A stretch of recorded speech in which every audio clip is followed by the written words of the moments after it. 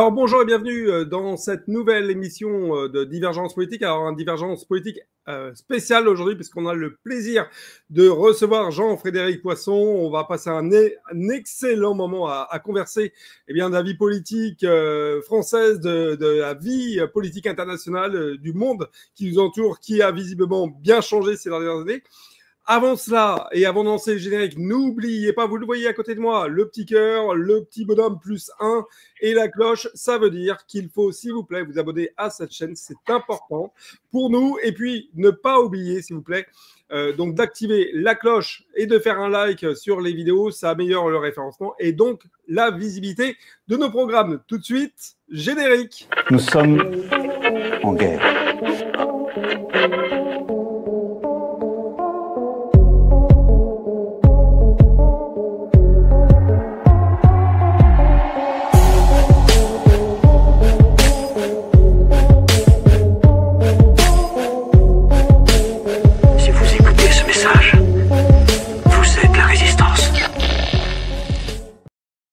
Eh bien, je ne sais pas si nous sommes la résistance. En tout cas, Jean-Frédéric Poisson, bonjour, 1000 fois merci d'être sur notre Bonjour, chaîne. merci à vous. Comment allez-vous ? Ça va très bien, je vous remercie. Enfin, très bien. À titre personnel, je vais bien. Je vous remercie beaucoup. Tout ce que nous constatons ensemble m'interroge et m'inquiète un peu, pour tout vous dire, mais je pense que ça va être l'objet de notre conversation. Absolument, on va avoir le temps de rediscuter de ce monde un petit peu particulier dans lequel nous vivons actuellement. On s'était rencontrés en 2016 sur Moscou pour une conférence politique. 2016-2025, le monde a vraiment beaucoup changé. Est-ce que finalement les années que nous vivons actuellement, qu'est-ce qu'il y a de plus inquiétant ? Est-ce que ce qui est le plus inquiétant, c'est la situation dans laquelle on est ? Ou peut-être cette dégringolade de la France qui semble être un puissant frein, je dirais, de négativisme en tout cas. Ce qui n'a pas changé, c'est la trace sur laquelle notre pays était déjà inscrit dans les années Hollande. Puisqu'en réalité, sous beaucoup de rapports, le mandat de Macron n'est guère qu'une continuation du mandat de Hollande, en pire malheureusement. Je veux dire par là que la dégradation des relations sociales, l'installation progressive d'une espèce de brutalité généralisée dans à peu près tous les aspects de la vie personnelle et sociale, maintenant plus rien n'y échappe, la dégradation de nos standards économiques, l'affaiblissement de la France sur la scène internationale, notre incapacité à prendre des décisions fermes, engageantes et de profondes réformes pour notre pays, tout ça, au fond, n'est qu'une continuation de ce qu'on a connu pendant le mandat du président Hollande. Et Macron l'a fait en plus dans un esprit foncièrement néolibéral qui est très contraire à la tradition de notre pays et je pense aux intérêts du peuple français. La deuxième chose qui n'a pas beaucoup changé, c'est l'énergie avec laquelle un certain nombre d'États ont souhaité faire la peau de la Russie, d'une certaine manière coûte que coûte, en se trompant, mais comme Hollande s'était trompé en s'alignant systématiquement sur les menées de Barack Obama aux États-Unis, Emmanuel Macron l'a fait pendant beaucoup trop longtemps. Il a fallu que Donald Trump soit réélu à la présidence américaine pour que la France change de pied, passer en fait d'un mauvais pied à un autre mauvais pied. En fait, il n'y a pas de bon pied pour la France, si j'ose dire, même s'il n'y en a que deux. C'est vous dire la difficulté de l'exercice. Et je crois que les tensions internationales, au fond, sont l'effet de causes nombreuses. Mais il y a une constante, en tout cas, c'est qu'un certain nombre de dirigeants occidentaux n'ont pas compris que l'Occident ne dirige plus le monde, que l'Occident a perdu le magistère moral qu'il prétendait exercer sur le reste de la Terre, et que tant que le reste de la Terre ne pouvait pas riposter, on avait l'impression que ça pouvait durer éternellement. Maintenant que le reste de la Terre s'est organisé pour riposter à ce pseudo-magistère moral, évidemment, on commence à payer toutes les additions en même temps. C'est-à-dire c'est comme si une entreprise se voyait présenter toutes les factures qu'elle doit à tous ses fournisseurs dans la même seconde, et évidemment, ça produit des embouteillages. Et troisièmement, et ça pour le coup ça a changé, parce qu'en 2016 on pouvait considérer qu'on avait encore une espèce d'autorité sur le monde entier. Maintenant ça n'est plus le cas du tout. Et je pense que c'est ce que Trump a compris et c'est ce que les dirigeants européens s'obstinent à ne pas vouloir comprendre. Pour le reste, Malheureusement, les causes que nous constations déjà, alors j'étais candidat à la primaire de la droite et du centre, comme vous l'avez dit, j'étais allé à Moscou pour cette raison d'ailleurs, quand nous nous sommes rencontrés pour la première fois. Et quand je relis la petite plaquette programmatique que j'avais diffusée à l'occasion de cette élection, je ne suis pas spécialement visionnaire, c'est pas du tout ce que je prétends, mais les constats dressés à l'époque, malheureusement, restent d'une actualité absolument furieuse. Ce qu'on comprend et ce qui change peut-être désormais, c'est qu'il était très difficile de dire il y a 9 ans que l'islam conquérant est une menace directe et certainement la plus importante et de loin pour le monde occidental. C'était très difficile à dire il y a 9 ans. Maintenant, ça a l'air non pas d'une évidence, mais en tout cas d'un constat assez largement partagé. Dans l'opinion publique, c'est le cas depuis longtemps.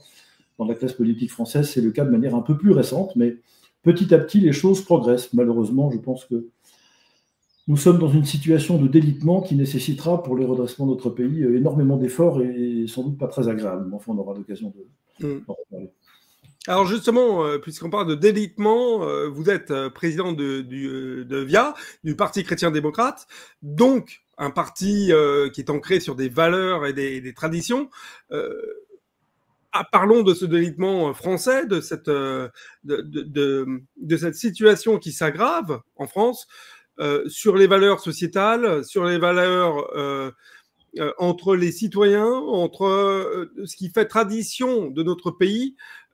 Comment en est-on arrivé là? Vous en parliez justement juste avant dans votre introduction, enfin dans votre présentation. On a véritablement l'impression que la France est en train de perdre tous ses repères. Oui, c'est exact, même si je pense, enfin, je vais dire dans un premier temps, je suis parfaitement d'accord et nuancer un peu dans un second temps, si vous le voulez bien. Premièrement, le système éducatif a tout fait pour essayer de déraciner les enfants. D'ailleurs, il y est arrivé assez bien, il faut tout de même le reconnaître. Globalement, quand on vous prive de votre histoire et du partage du passé, le passé étant inamovible par définition, bah, c'est plus facile à partager que le futur, l'avenir ou les projets, ça va sans dire. On nous ampute assez largement de la maîtrise de notre langue, qui est le premier instrument d'échange et de communication entre les personnes, ça aussi, ça va sans dire. On nous impose des référentiels culturels qui ne sont pas les nôtres, donc ça veut dire quand on n'a plus de passé commun, on a du mal à partager notre langue, et qu'on nous prive d'un certain nombre de standards culturels qui sont aussi une occasion et un objet de partage. Il y a un moment où il devient difficile d'imaginer d'avoir un avenir en commun, ou même de partager le constat sur le présent, ce qui serait une forme de préalable pour bâtir des projets pour l'avenir. Deuxièmement, le néolibéralisme qui s'installe un peu partout dans le monde, ce qu'on a appelé la mondialisation heureuse parfois, a besoin de faire de chacun d'entre nous des individus isolés. Plus vous êtes en capacité de nouer des relations solidaires naturellement, de partage, des projets communs, pour ne pas dire des combats communs, des résistances communes, qui sont l'effet en réalité de ces choses partagées, et plus vous êtes en situation de résister à la domination de l'argent et des marchés, qui est l'idéal que toute la Macronie a en tête. Cela dut-il se faire au mépris de notre industrie, de notre équilibre économique, enfin toutes ces choses qu'on a constatées depuis malheureusement longtemps. Et donc, se déroule, sans que nous ayons été consultés sur ce point, un projet de société qui veut faire de nous des consommateurs le jour, des producteurs une autre partie de la journée, le reste du temps, des gens qui dorment, c'est-à-dire qui se taisent. Et le propre d'un individu isolé, c'est qu'évidemment, il n'a pas les moyens de partager, pas les moyens de se défendre, pas les moyens de protester, pas les moyens de proposer un projet alternatif, enfin tout ça. Et la crise du Covid est emblématique de cette volonté, parce que qu'a fait le confinement, sinon faire de chacun d'entre nous des individus ou des groupes d'individus, petits par famille, par foyer, complètement coupés du reste et dans une forme d'incapacité à s'organiser pour proposer quelque alternative que ce soit. Et je pense que ce confinement général, cet isolement généralisé des individus, a été rendu possible par le fait que déjà auparavant, les mécanismes collectifs de coopération, au sens large du terme, étaient déjà très esquintés, y compris dans le milieu économique, dans le monde économique et des entreprises.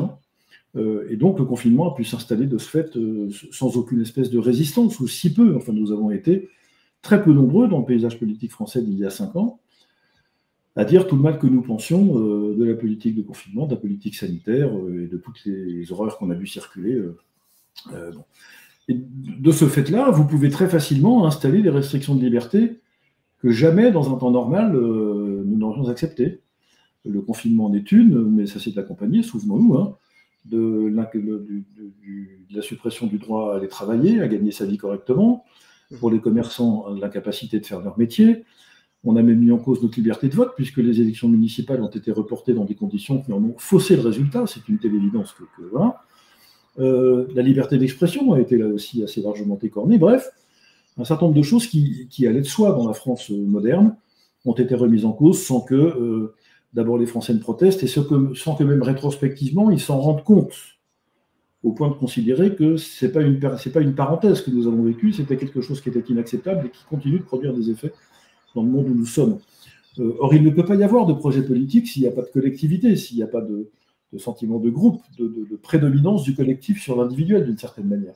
Or, cette prédominance du collectif, c'est l'ennemi des néolibéraux, puisque dès que vous êtes plusieurs, vous pouvez vous organiser. Or, les libéraux n'aiment rien moins que ce qui pourrait contrecarrer d'une quelque manière que ce soit la domination de l'argent et des marchés. Donc voilà la France dans laquelle nous vivons, et le macronisme qui, pour le coup, ça c'est une forme de rupture par rapport au quinquennat de Hollande, le macronisme a installé cette domination néolibérale et ce projet néolibéral en France, avec son corollaire, si paradoxal que ça puisse paraître, qui est une attaque régulière, massive, un peu tous azimuts, sur nos libertés fondamentales, parce que ce projet-là est tellement brutal par rapport à la nature humaine qu'il peut s'installer que par une espèce de violence. C'est tout ça qu'il est français que nous vivons aujourd'hui, avec, je dois le dire malheureusement, dans une espèce de résignation, d'atonie du peuple français, dont je me demande bien ce qui va pouvoir contribuer à le réveiller. Alors, c'est une attaque aussi sur nos valeurs morales, je dirais, parce que la Macronie, finalement, est l'exemple même ou l'essence même du pire, de tout ce qui détruit finalement notre modèle catholique et chrétien européen. On voit avec les mouvements effectivement woke qui ont été importés des États-Unis, je dirais la volonté de les mettre en avant sur un continent sur lequel effectivement ces questions-là ne se posaient pas préalablement. On le voit notamment lors des grands événements qui sont normalement des événements faits pour faire rayonner la France. Je parle bien entendu de la cérémonie d'ouverture des Jeux Olympiques. On le voit dans la façon dont le président met en avant certains artistes, jusque dans la décoration de l'Élysée, jusque dans la façon, souvenons-nous en 2017, de célébrer la première fête de la musique à l'Élysée. On le voit dans sa façon, lui en tant que président, de s'adresser lorsqu'il est physiquement auprès du peuple, et des images que ça renvoie à l'international. On a véritablement l'impression que toutes les digues morales ont été rompues sous Macron. Oui, pour cette raison qui est une des déclinaisons du point que nous développons précédemment, c'est-à-dire le règne de l'individu et de la souveraineté de l'individu sans limite produit très naturellement toutes les dérives que vous venez de citer. Le wokisme que vous évoquiez à l'instant, petit rappel historique, il est né en réalité de manière plus profonde dans la philosophie française des années 60-70. Il a traversé l'Atlantique, les Américains l'ont appelé d'ailleurs French philosophy, la philosophie française. Et tous les auteurs que vous connaissez, Rosset, Deleuze, Derrida, enfin tous ces gens-là ont théorisé cette déconstruction, qui est une forme de souveraineté de l'individu absolument sans limite, et avec cette volonté de considérer que en fait, nous ne sommes jamais que ce que nous décidons d'être. C'est-à-dire, c'est cette idée que nous n'avons pas de nature qui nous serait donnée à la naissance et qu'en fait, nous faisons de nous ce que nous voulons par les actes que nous posons. À partir de là, vous pouvez devenir absolument n'importe quoi, puisque, par définition, tout ça dépend de vos propres choix. Et donc, ce que nous évoquons, ce que nous voyons aujourd'hui, n'est que la conséquence de cette philosophie française, alors non plus seulement érigée en système intellectuel, mais traduite dans les lois. C'est là que vous avez raison que la systématisation de cette philosophie dite française aux États-Unis s'est faite de manière très large, a embarqué avec elle un très fort mouvement intellectuel et est revenu en France, mais en France, vous savez que j'ai fait rallier pendant des heures et des heures et des heures contre le mariage pour tous, par exemple, ou la PMA pour tous, les mères porteuses, et ainsi de suite. J'allais vous en parler après, effectivement. Qui sont l'illustration de cette philosophie, au fond, qui est de dire que, ma foi, à partir du moment où un individu veut quelque chose, et qu'on a techniquement ou juridiquement les moyens de le lui donner, eh bien, il doit pouvoir en disposer. Voilà. Cette philosophie-là, elle est destructrice pour le corps social, pour raison que je disais tout à l'heure, parce qu'on ne peut pas, si vous voulez, sans grande difficulté, retrouver, une fois qu'on a affirmé ça, le minimum de cohésion sociale ou de solidarité naturelle qu'il faut pour que des personnes puissent vivre ensemble paisiblement. Oui, bien sûr, le macronisme a été l'artisan de ça. Même Hollande n'était pas allé jusque-là, c'est-à-dire qu'il y avait une forme de volonté de satisfaire des groupes de pression militants très très puissants à l'occasion du mariage pour tous ou d'autres choses comme celle-là. Néanmoins, c'est la même philosophie qui était à l'œuvre. Elle n'était pas systématisée, c'est-à-dire qu'il y avait encore des garde-fous dans le socialisme à la française, si j'ose dire, qui permettaient de prémunir contre des choses un peu plus vastes. Le débat actuel sur la question du port du voile dans les sorties scolaires, dans l'espace public, etc., c'est aussi l'illustration de ça, c'est-à-dire qu'il ne doit rien y avoir qui s'oppose à la volonté d'un individu à partir du moment où les moyens techniques et juridiques sont présents pour le satisfaire. Donc, encore une fois, cette souveraineté d'individu est par essence contraire à toute forme de projet politique que ce soit, puisque par définition, une fois que l'individu a dit qu'il était souverain, la seule chose qui peut contrecarrer l'expression de sa souveraineté par la violence, c'est la violence de l'État. C'est pour ça que le lien entre la logique de la souveraineté individuelle, qui est la logique néolibérale par excellence, et la coercition exercée par l'État, c'est un lien essentiel, c'est pas un hasard. Plus les individus ont de pouvoir, et moins vous les contenez, et moins ils s'auto-contiennent par des systèmes de morale, des systèmes de valeurs, etc., qui leur disent, non, vous n'avez pas le droit de tout faire, vous n'avez pas le droit de maltraiter votre voisin, vous n'avez pas le droit de machin. Si ces systèmes de valeurs n'existent plus, la seule chose qui peut contenir, c'est la force de l'État. Donc, entre le régime néolibéral, le système néolibéral, l'individu est tout-puissant d'un côté, et la toute-puissance de l'État, la coercition étatique de l'autre côté, le lien est absolument essentiel. C'est exactement ce que nous sommes en train de vivre aujourd'hui. Alors, pour la question de François Hollande, effectivement, je pense que déjà, il était occupé à faire du scooter, donc il ne pouvait pas, effectivement, s'occuper de tout faire en même temps, de tout brider en même temps. Voilà, il ne pouvait pas être partout à la fois. Ceci étant, et ça, vous l'avez dit, vous en avez parlé, et c'est vraiment très important à mon sens, c'est la question du renoncement du peuple français.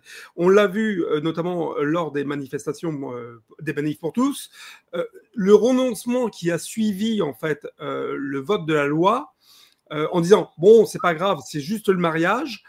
Certains avaient dit non, ce n'est pas juste le mariage, c'est l'ouverture à la porte de tout ce qui a découlé par la suite, qui arrive aujourd'hui, je dirais peut-être à son paroxysme avec notamment les mères porteuses en Ukraine que l'on commençait à découvrir, je dirais, avant la guerre, avant le déclenchement de la guerre et au tout début du déclenchement de la guerre, où on avait quand même des bobos parisiens qui étaient en panique de ce qui se passait à Kiev, non pas pour ce qui se passait à Kiev, mais parce qu'ils devaient récupérer des bébés prochainement et qu'ils ne savaient plus du tout comment faire. Enfin, voilà, on est dans ce monde déshumanisé où finalement, on parlait de digues qui avaient rompu, toutes les digues ont rompu, et la question c'est finalement, quand est-ce que le peuple, à votre avis, peut se reconnecter à ce refus, à cette rébellion? On l'a vu avec les Gilets jaunes, et puis on a l'impression que depuis, il n'y a plus la force de se battre. C'est très difficile de répondre à cette question parce que d'abord, ma boule de cristal personnelle est un peu poussiéreuse, figurez-vous, donc même quand je l'astique de manière tout à fait énergique, je ne vois pas grand-chose dedans.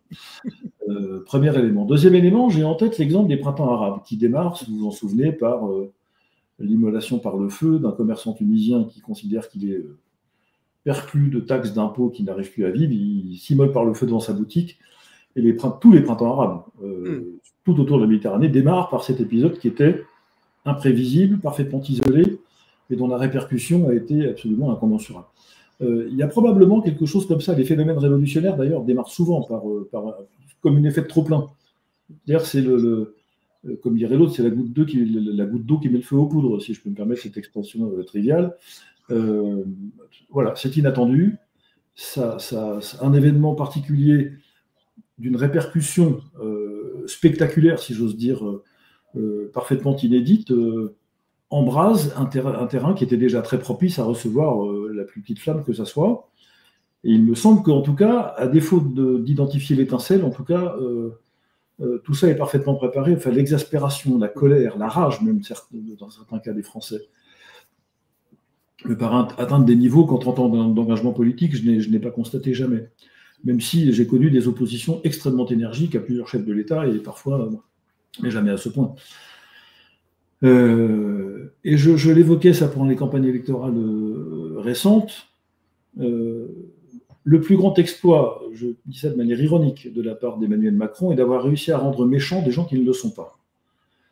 Ça me frappe beaucoup. C'est-à-dire même des gens qui sont foncièrement gentils, calmes, sont dans une rage intérieure parfaitement inhabituelle et parfaitement décalée par rapport à leur tempérament initial. Donc tout ça va produire un jour des effets. Comment, pourquoi, je n'en sais rien. À cause de quoi, je n'en sais rien. Mais en tout cas, je crois qu'une société ne peut pas vivre très longtemps dans l'ambiance de brutalité, de violence, de mensonge, d'hypocrisie, de camouflage, de conjuration contre les institutions. Enfin, tout ça est lié. Regardez ce qui se passe en ce moment sur le camouflage du dérapage des comptes publics et le fait qu'aujourd'hui, au moment où nous parlons, le ministère des Finances ne répond plus aux questions écrites des parlementaires. Ça devrait valoir à directeur de service des sanctions immédiates, parce que la réponse aux questions des parlementaires, c'est quelque chose qui est, d'une certaine manière, c'est garanti par la Constitution. Ça fait partie du pouvoir de contrôle du Parlement sur le gouvernement, c'est donc constitutionnel. Ce moindre refus devait être puni. Les faux et usages de faux dont le directeur général de la santé, Salomon, a été convaincu devant la commission d'enquête du Sénat au moment du Covid, aurait dû lui valoir d'être éjecté immédiatement de sa responsabilité. Or, que je sache, il est encore dans les hauts services de l'État. Donc, si vous voulez, tout ça produit une atmosphère qui devient non seulement irrespirable, mais insoutenable parce qu'irrespirable et donc propice à toutes les formes de débordement. Quand est-ce que ça va se produire ? À quelle occasion ? Piloté par qui ? Récupéré par qui ? Alors là, je suis bien incapable de vous le dire. En tout cas, le terrain me paraît extrêmement propice. Vous m'avez fait une transition sur la partie économique. Alors, je suis désolé, vous êtes absolument passionnant. Je vous avais promis 20 minutes, mais si vous m'autorisez, je vais rester un peu plus longtemps avec vous. Le deuxième thème que je voulais aborder avec vous, c'est justement ce thème économique. Et la France est sur une voie de déclin jamais vécue. On a une dégradation permanente de notre notation internationale. On a des craintes pour une nouvelle encore dégradation de cette note, avec des conséquences notamment sur les taux d'emprunt sur les marchés internationaux. Dans un interview que l'on faisait ici justement avec Jacques Sapir, je lui demandais est-ce qu'on en est presque rendu au niveau de la Grèce d'il y a quelques années. Alors il me rassurait, il me disait non. Mais à quel moment, économiquement, on peut redresser notre pays avec, je dirais, l'ingérence supra-étatique européenne qui prend de plus en plus de poids dans notre vie nationale? Alors ça, c'est à la fois assez simple et très difficile. C'est assez simple parce qu'il suffit de dire à la Commission de Bruxelles, écoutez, maintenant, non. Voilà. Alors que je sache, la Commission de Bruxelles ne va pas plus que la Russie d'ailleurs, envoyer les chars sur la place de la Concorde. La Commission de Bruxelles n'envahira pas les Hauts-de-France, l'Alsace et la Lorraine. La Commission de Bruxelles ne fera rien de tout ça. Donc c'est assez facile de dire à Bruxelles, écoutez, vous avez refusé que Siemens et Alstom s'associent pour faire un géant des transports ferroviaires et des tableaux de premiers industriels pour résister aux Chinois et aux autres. Ça a provoqué pour la France et pour l'Allemagne d'ailleurs un affaiblissement de leur puissance industrielle tout à fait considérable, alors qui est loin d'expliquer la totalité de la faillite dans laquelle nous sommes, mais qui est un élément parmi beaucoup d'autres de même nature qui nous affaiblissent. Donc il faut pouvoir dire à la Commission de Bruxelles non. On est désolé, mais là non. Et quand la France commence à dire non, quand la France tousse, c'est un peu toute l'Europe qui s'en remet, si vous voulez, malgré tout. Donc c'est simple à décrire. Ce qui est plus difficile, c'est de trouver les gens pour le faire. C'est ça la difficulté. C'est-à-dire que ce n'est pas les solutions qui manquent. On sait parfaitement, on entend à longueur de temps, et les récentes discussions budgétaires qui ont été dans le débat public autour de l'adoption tardive du budget pour 2025 par le gouvernement Bayrou ont bien montré qu'il y a des pistes d'économie, on les connaît. À commencer par la suppression de la surréglementation, de la surtranscription des normes européennes dans le droit français qui provoque pour les entreprises des charges considérables supplémentaires pour zéro valeur ajoutée, mais rien. La plupart du temps, d'ailleurs, c'est de la perte. Donc, commençons par ça. Il suffirait de dire, je force le trait à peine, le Premier ministre François Bayrou prend sa plus belle plume le matin, il écrit article 1, toutes les normes qui résultent de surtransposition par rapport au droit européen sont supprimées. Article 2, chaque membre du gouvernement est responsable pour le périmètre qui le concerne de l'application de l'article 1. Signature François Bayrou. Et puis on y va. Et c'est terminé. Enfin, c'est terminé, non, ça commence, mais ce sont des mouvements d'oxygénation. La France a besoin d'oxygène, elle étouffe. Donc il faut lui redonner de l'air, de la liberté, faire confiance au corps intermédiaire. Vous ne pouvez pas dire au corps intermédiaire, tiens donc, allez discuter d'un projet alternatif pour les retraites, et puis quand vous aurez fini de discuter, ben, vous viendrez voir et leur dire, ah, au fait, on a oublié de vous dire qu'évidemment, la question de l'âge ne se pose pas. J'ai envie de leur dire, mais enfin, ça sert à quoi qu'on parle alors si. Parce que si c'est pour que les syndicats parlent entre eux des retraites, ils le font tout seuls, hein, c'est pas la peine Absolument, oui. Donc, si vous voulez, on voit bien ces mesures, la suppression de tas de choses inutiles, la suppression des normes inutiles, je l'ai dit, le fait de réduire le volume d'un certain nombre de codes et de réglementations, ça revient au même, qui empêche les entreprises. Le fait que l'État s'occupe de ce qu'il regarde et pas ce qu'il ne regarde pas, c'est-à-dire que l'État aujourd'hui ne fait pas ce qu'il devrait et fait mal ce qu'il ne devrait pas. Donc c'est une espèce de front renversé et permettre à tous ceux qui ont des idées de la liberté de manœuvre, etc., d'en avoir encore davantage. C'est pas difficile. Je ne suis pas libéral en disant ça. Moi, je ne suis pas pour la déréglementation, je suis pour la déréglementation. Ce n'est pas la même chose. Mais je crois qu'il y a suffisamment de ressources dans le peuple français, suffisamment de capitaux, suffisamment d'épargne à mobiliser pour que sur des projets intelligents, viables, enfin, on sait faire tout ça. Regardez ce qui se passe sur un dispositif que nos auditeurs connaissent certainement, ça s'appelle le zéro artificialisation net, c'est-à-dire l'interdiction pour une collectivité de prendre un terrain nu pour construire une usine. Si la collectivité n'est pas capable de rendre naturel un terrain qui aujourd'hui ne l'est pas. Je ne sais pas comment on réindustrialise le pays dans des conditions pareilles, pour tout vous dire, parce que si réindustrialiser, ça veut dire construire des usines neuves, vous n'allez pas les faire en centre-ville, hein, parce qu'il n'y a plus de place dans les centres-villes, donc il va falloir les faire à la campagne, et si à la campagne, il va bien falloir les construire sur quelque chose, et le quelque chose en question, c'est probablement des espaces qui aujourd'hui sont occupés par de l'herbe, ou je ne sais pas quoi, ou des marais, bref. Donc des dispositifs comme ceux-là qui sont très décroissants, parce qu'on a été complètement vérolé par le logiciel des Verts écologistes depuis des années, il faut se mettre à l'écart de ça. Et dernier point, on sait depuis les travaux de Fabien Bouglet, qui nous regarde peut-être et que je salue d'ici, qui est un très bon expert des questions énergétiques en France, on pourrait dire de lui le monsieur anti-éolienne, mais il est loin d'être que cela, a révélé il y a quelques années dans un de ses livres que le lobby allemand antinucléaire dispose de bureaux à l'intérieur du ministère de l'Environnement à Paris. Donc, si vous voulez, quand on en est là, que voulez-vous que je vous dise, un ministre de l'Environnement qui aurait un peu de mou à l'épinière, pour dire des choses poliment, il arrive dans son bureau en étant ministre, la première décision qu'il prend, c'est dehors. Enfin, vous comprenez, donc c'est pas difficile en réalité. La majorité des mesures qui ont été identifiées pendant longtemps dans tous les programmes politiques, elles nécessitent du courage. Mais ça n'est pas la denrée du monde la mieux répartie. Donc à la fois les solutions sont simples, c'est le personnel pour les appliquer qui n'est pas aux affaires pour l'instant, mais qui pourrait y arriver. Dieu sait. Alors, avant de parler de diplomatie, restons un petit peu sur l'économie. On a appris ce mercredi soir, justement, en parlant d'économie, et vous parliez à l'instant du fait que les Français avaient beaucoup d'épargne. On a appris donc que notre président de la République donnait de nouveau 2 milliards d'euros pour soutenir l'Ukraine.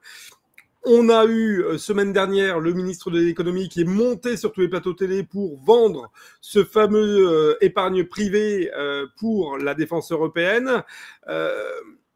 Qu'est-ce que ça vous inspire, ces deux mesures? Qu'est-ce que vous auriez envie de dire?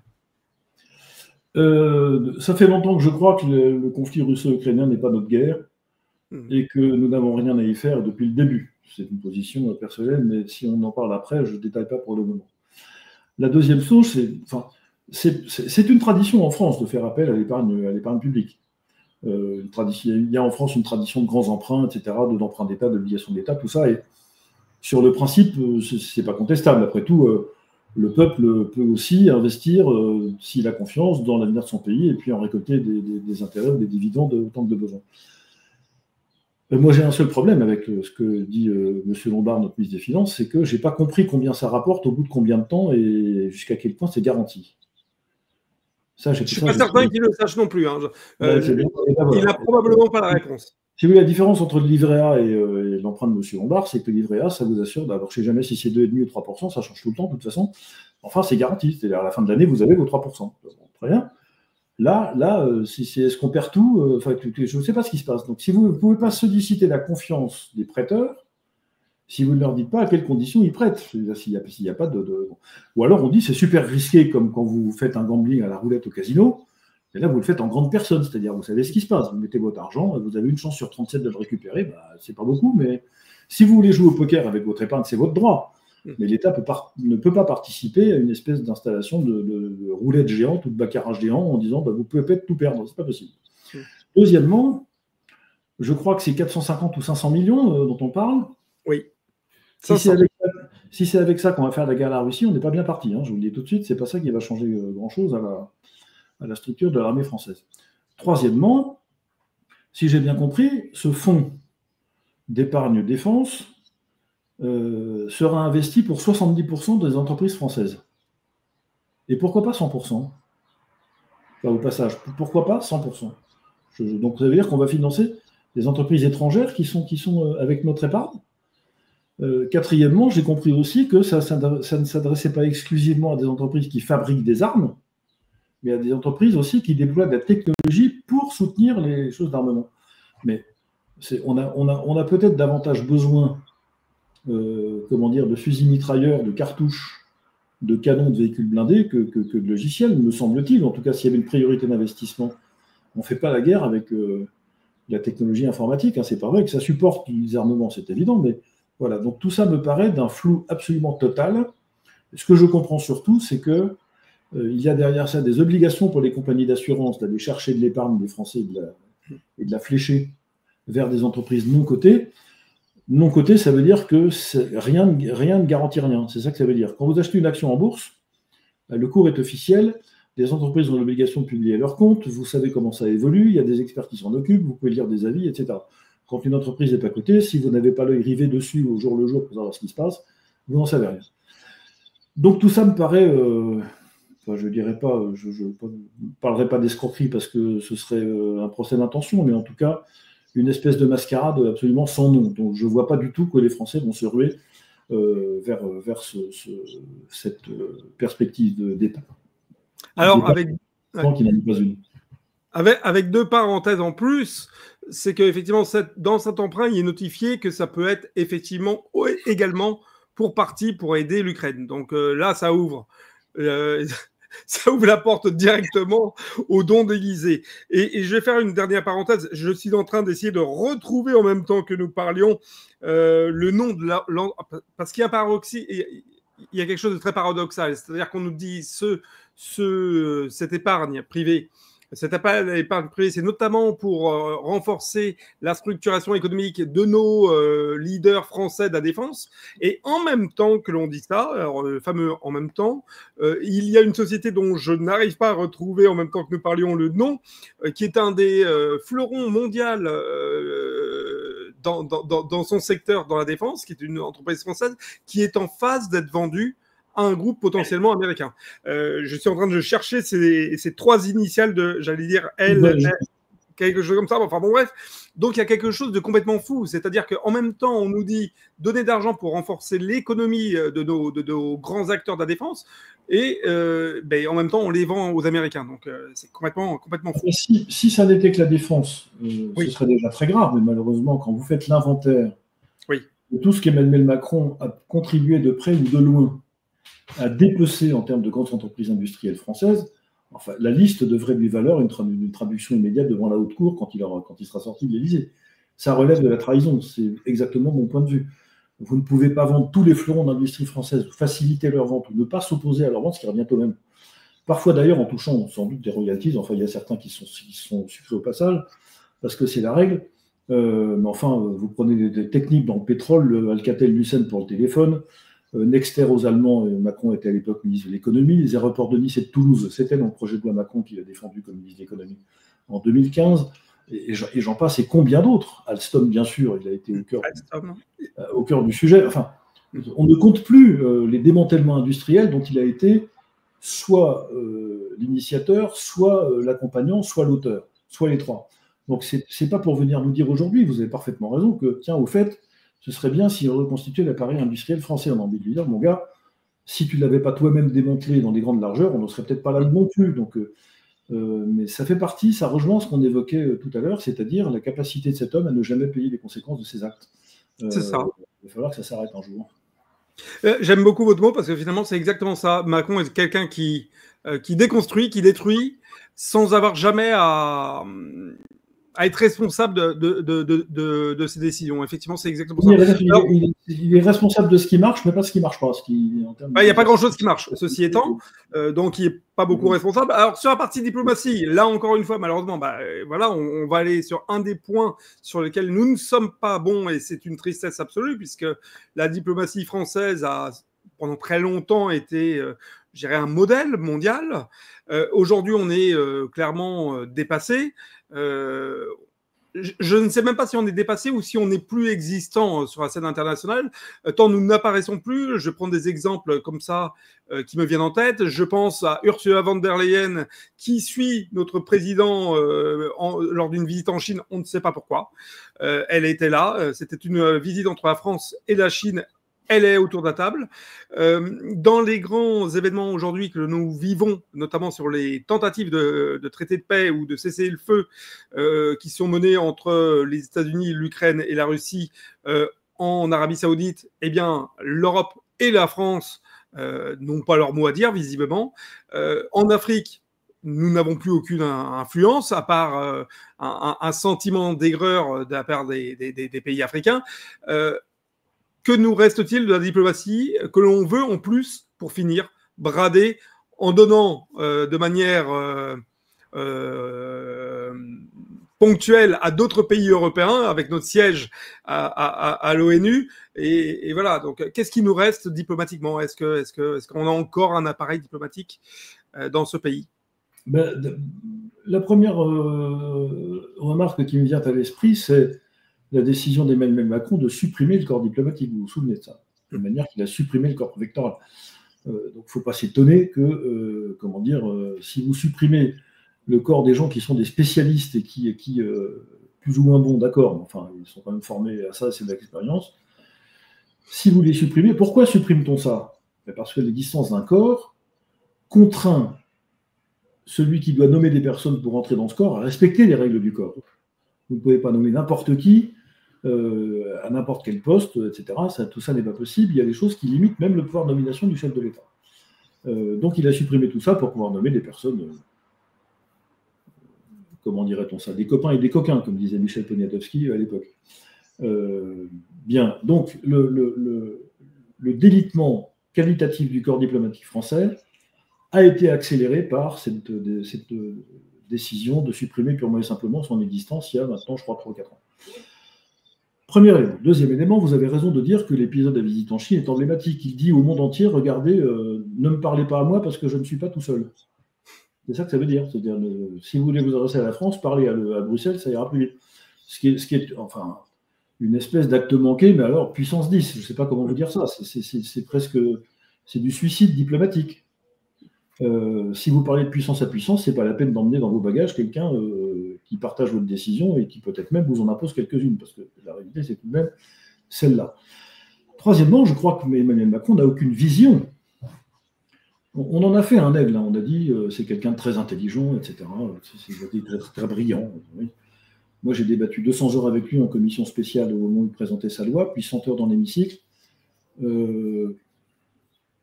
Ça ne m'a pas frappé. Hein. Enfin, je ne me souviens pas qu'il m'ait jamais appris quoi que ce soit. C'est-à-dire, quand vous écoutez Valéry Giscard d'Estaing ou François Mitterrand, on peut vous dire à la fin, là, j'ai appris quelque chose, je suis un peu mauvais. Quand vous avez fini d'écouter Macron, dites-moi ce que vous avez compris de plus. L'inventaire sera assez vite fait la plupart du temps. Donc non, ça n'est pas quelqu'un de très intelligent. Il n'est pas supérieurement intelligent. Il est supérieurement séducteur et habile, ça c'est vrai. C'est un hypermnésique, un gros travailleur, ça c'est vrai. Mais pour le reste, si intelligent soit-il, il y a une chose qu'il n'a pas comprise, c'est la place particulière que la France occupe dans l'histoire et la diplomatie mondiale. Ça, il n'a pas compris. Et vous aviez raison de dire, les diplomates du monde entier considéraient qu'il y avait 3 diplomaties qui étaient les plus informées du monde et de loin. C'était la diplomatie américaine, la diplomatie du Vatican et celle de la France. Ces 3-là étaient de très loin les mieux renseignés du monde. Ça n'est plus le cas de la diplomatie française, c'est évident, parce que, faute de moyens et de personnel, faute de vision et de culture historique pour comprendre quel rôle peut jouer la France dans un certain nombre de cas, et surtout, pardonnez-moi, à cause du comportement personnel d'Emmanuel Macron lui-même. C'est l'épisode en boîte de nuit à Brazzaville, je crois que c'était à Brazzaville, en tout cas en Afrique.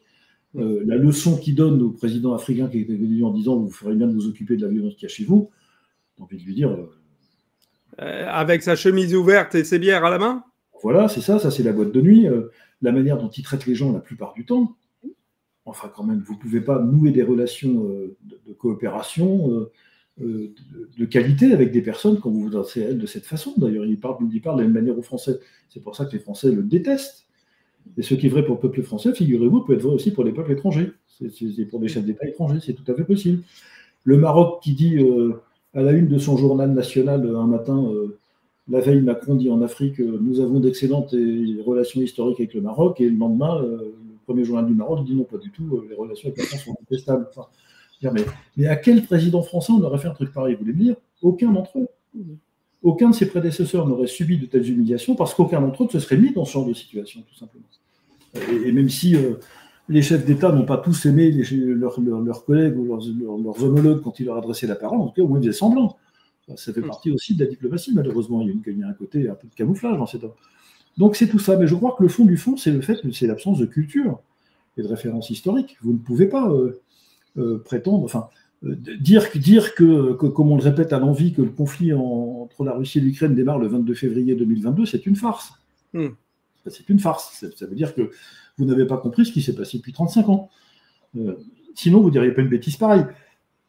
Dire que le conflit à Gaza démarre le 7 octobre 2023, alors avec une dimension d'atrocité, de barbarie, de la part du Hamas palestinien qui est sans commune mesure, c'est exact. Et ça nécessite toutes les condamnations du monde, et bien entendu. Enfin, ça fait à peu près 1500 ans que ça dure, si vous voulez, donc ça n'a pas démarré le 7 octobre. Donc, si vous ne vous inscrivez pas dans un temps long et dans un espace large, il n'y a pas de diplomatie possible.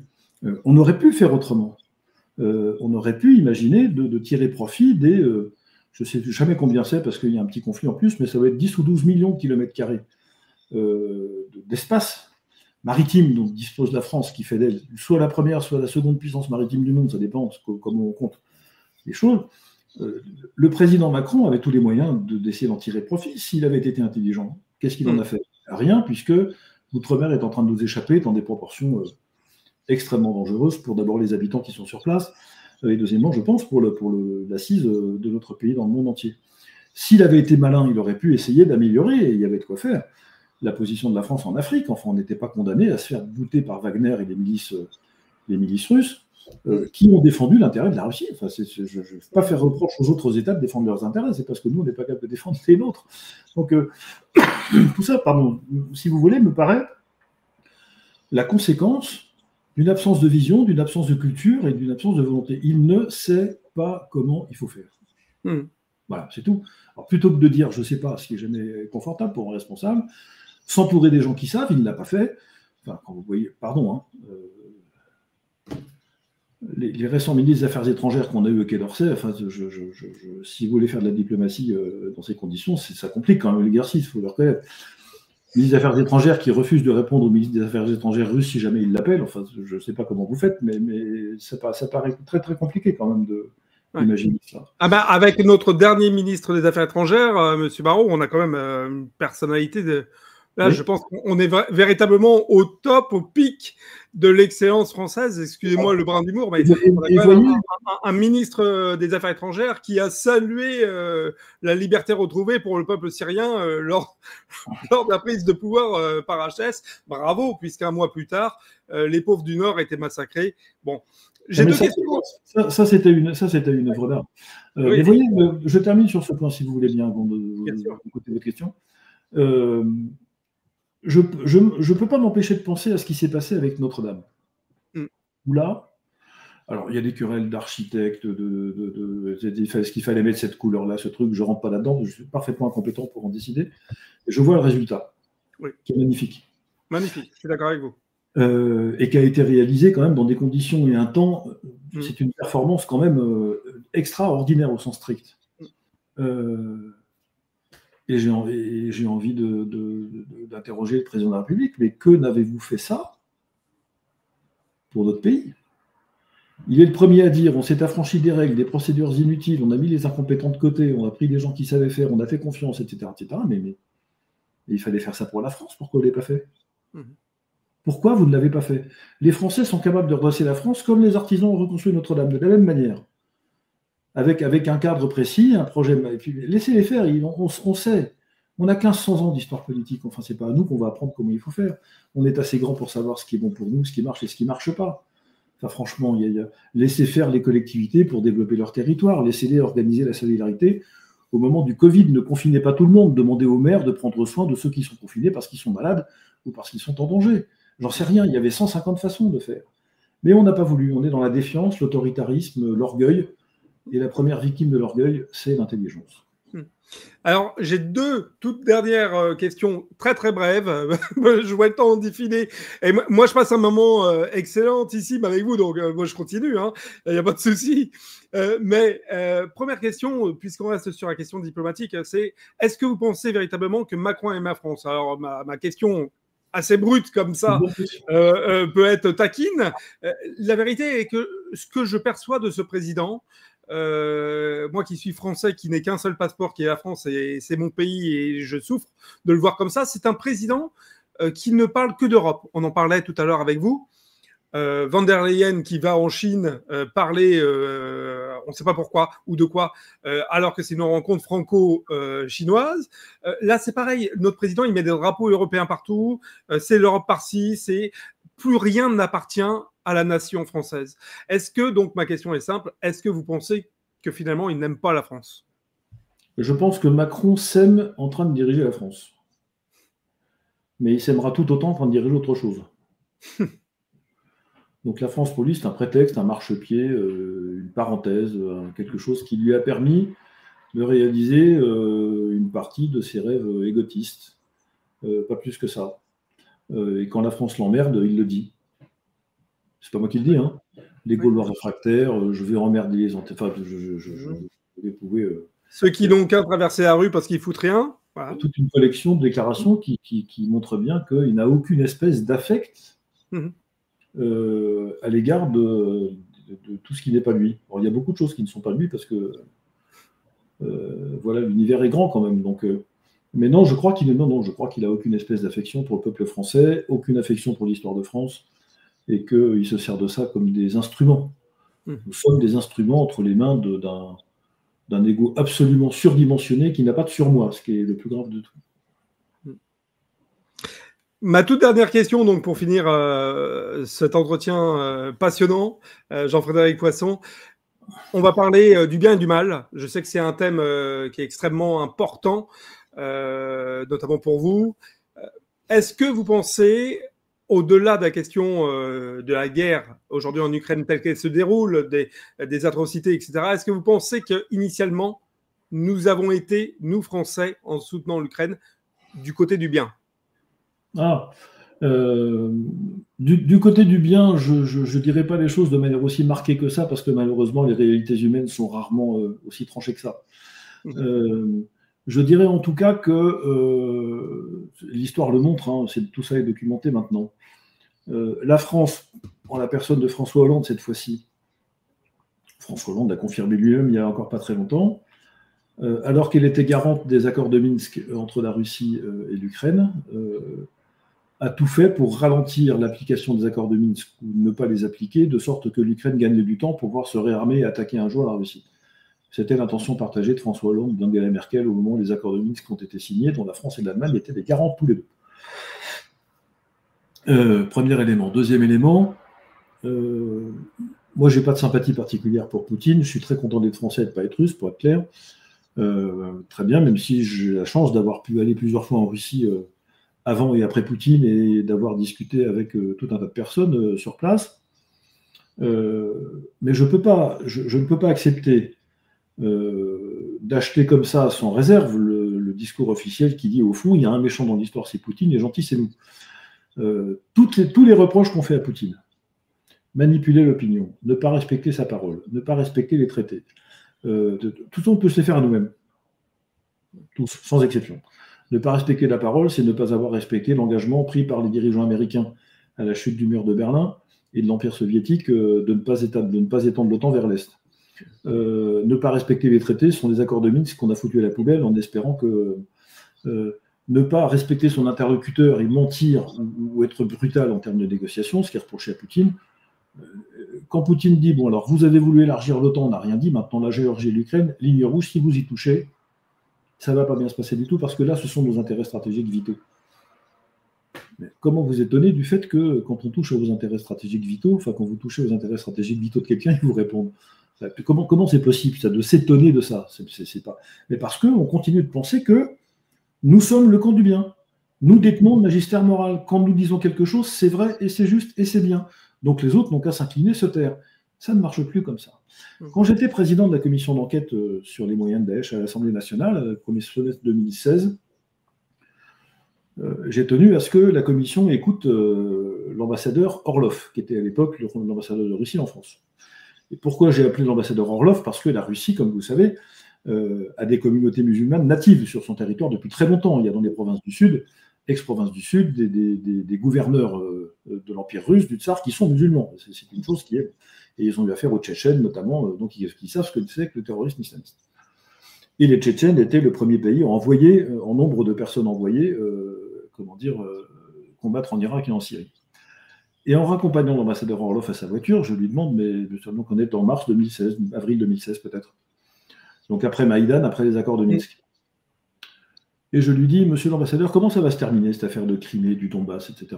Alors il s'est arrêté dans l'escalier, et dans un français absolument impeccable, il m'a dit, monsieur le président, souvenez-vous du Kosovo. C'est-à-dire que quand on reproche à la Russie d'arracher de manière unilatérale, par la violence, un bout de territoire à un pays souverain en disant ça vraiment c'est pas bien et pour ça on vous fait la guerre. Les Russes répondent, mais qu'est-ce que vous avez fait à la Serbie avec le Kosovo il y a 25 ans? Vous avez fait la même chose. Vous avez bombardé Belgrade pendant 80 jours, 78 exactement, sans mandat de l'OTAN, sans autorisation. Et vous allez nous reprocher à nous de faire les choses que vous faisiez. Qu'est-ce qui a changé? J'y reviens tout à l'heure. La seule chose qui a changé, c'est qu'à l'époque, les Russes n'étaient pas en situation de riposter à l'OTAN. Ils n'avaient pas les moyens. Pas l'armée, pas les moyens qu'il fallait, pas rien du tout. Aujourd'hui, ils les ont. Voilà. Et ça change tout. Parce qu'il y a une différence entre le poulpe qui va servir de salade que vous sortez de la mer et Vladimir Poutine, c'est que quand vous passez les deux à l'attendrisseur, il y en a un qui ne répond pas et l'autre qui répond. C'est pas de chance quand même de ne pas avoir imaginé que la Russie pourrait répondre. Mais bien sûr qu'ils vont répondre. Qu'est-ce que vous croyez? Vous êtes des enfants si vous pensez qu'ils ne vont pas répondre. Nous n'avons plus le magistère du bien et du mal. Donc je pense que nous nous sommes trompés. La France s'est trompée en entrant dans ce conflit de manière aveugle, en soutenant par une espèce de très mauvaise habitude. J'ai fait partie des parlementaires qui ont soutenu et voté la résolution de Thierry Mariani qu'on a présentée à l'Assemblée nationale avec lui en 2015 pour faire cesser les sanctions contre la Russie. Parce que j'avais compris, comme tous ceux qui étudient un peu le truc, les premiers qui paieraient la note de ces sanctions, ce serait la France, bien entendu. C'est ce qui n'a pas manqué. Je crois qu'on se trompe depuis longtemps, qu'on s'est trompé d'interlocuteur au Proche-Orient, il a fait de discuter avec les Russes pour la Syrie et pas avec les Américains, qui d'ailleurs sont partis la queue entre les pattes, comme de l'Afghanistan, comme de l'Irak, comme de partout, parce qu'ils finissent toujours par en partir, de toute façon. Et on s'est aligné, comme d'habitude, sur les positions américaines qui vont faire des bêtises. On n'a pas compris que les Américains, comme disait le ministre anglais Waterston, les Américains n'ont pas d'amis, ils ont que des intérêts. On le voit aujourd'hui d'ailleurs. Exactement, et Kissinger a dit lui-même quelque part dans ses mémoires, c'est difficile d'être l'ennemi des Américains, c'est tout encore plus difficile d'être leur allié. Donc voilà, je pense qu'on s'est trompé de cheval, je pense qu'on s'est trompé de conflit. La France et l'Europe d'ailleurs en entier auraient dû rester et assurer la médiation entre l'Ukraine et la Russie parce que c'était les seuls qui pouvaient obtenir cette position, au point que c'est la Turquie qui s'en est occupée. Enfin, faut quand même voir ce qui se passe aussi.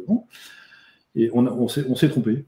Et je pense qu'on en perd à la note. On la paye sur le plan énergétique d'ores et déjà. On va la payer sur le plan diplomatique. Et pour ceux qui étudient un peu ces histoires-là, ces affaires, il y a très longtemps que le projet américain consiste à absolument décrocher l'Europe de la Russie. Parce que la conjonction Russie-Europe relègue les Américains au second plan de l'autorité mondiale et à ne plus occuper le premier. Or, les Américains ont l'obligation de rester la première puissance du monde. Pourquoi ? Parce que le fait que les Américains demeurent la première puissance du monde garantit la position dominante du dollar dans l'économie mondiale et donc la stabilité, la rentabilité des fonds de pension américains et donc le confort des retraités aux États-Unis. Voilà, c'est toute l'histoire. C'est aussi simple que ça.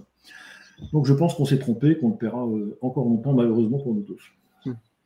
Eh bien, je vous remercie. Par ailleurs, ça nous coûte beaucoup d'argent, donc on aurait besoin de faire pas mal d'autres choses.